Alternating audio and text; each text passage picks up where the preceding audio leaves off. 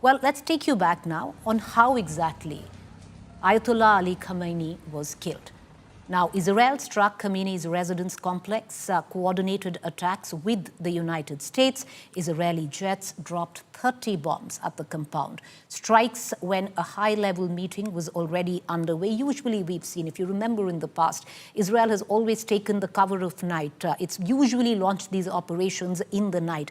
But intelligence was such that it launched this coordinated attack with the US. It happened in broad daylight because there was a sense in terms of intelligence that a high-level meeting was underway. Now, the joint meeting of senior political and military leaders was on. Intelligence inputs determined Khamenei's location. Opportunity was unique, strike in broad daylight. All right, I want to quickly cut across to General Shukla there, because General Shukla, with what you and I were discussing earlier, a lot needs to be said and understood of the kind of spycraft, the kind of sophisticated weaponry that Israel actually used. Not just this once, we've seen it happen in a number of times earlier as well. So, as I was saying, air power was a kind of game changer till 4-5 years back.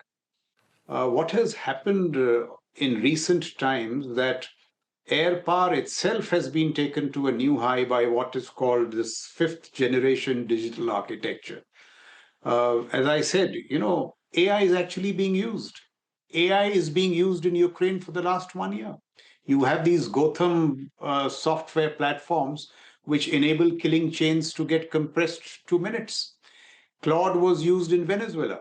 Claude has been used in these strikes for intelligence assessment, so on and so forth.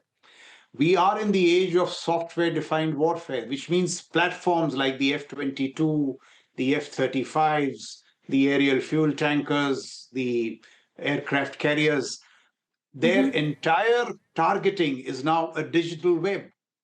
And that is what enables these attacks to be carried out in broad daylight and with such success. Also, you see, one of the fundamentals of military operations remains surprise. So because the Iranians were expecting an attack by night, this time it was done by day.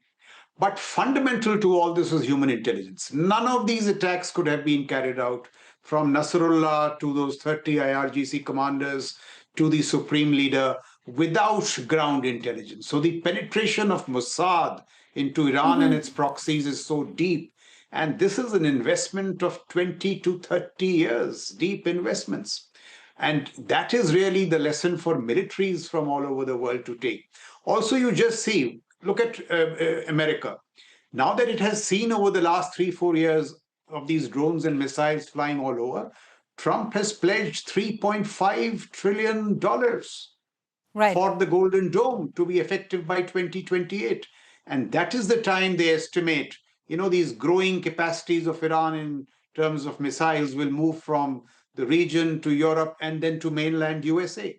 So the bottom line for the Americans is that nobody will have missiles that can reach mainland USA, and they will certainly not be nuclear tipped. And that was, I think, the drivers behind this attack. I need to get into a quick break, commercial break. But Dr. Dorsey, I just want to take you in very quickly, because we've spoken about, that you don't think that there's going to be any mediation now. This will, at least the way things are panning out right now, and one can only look at the latest developments, will go down to a bitter end. But Dr. Dorsey, what happens where China is concerned? Because economically, with the Strait of Hormuz, which is shut, there will be economic pressure as well. What about Iran's friend, Russia, China? Do you see them come in as well? China and Russia will support Iran diplomatically, but they're not going to do anything on the ground. Clearly, this is a major issue for China because of its energy security, and it will push for as quick an end to the hostilities as it can, and to a more secure international shipping through the Strait of Hormuz. But it's not going to go. It's not going to go against, or in any case, create a situation in which it's a conflict with the United States. The same is true for Russia. And so if I were the Iranians, my expectations from Russia and China would be very measured. All right. Thank you for both gentlemen for joining us.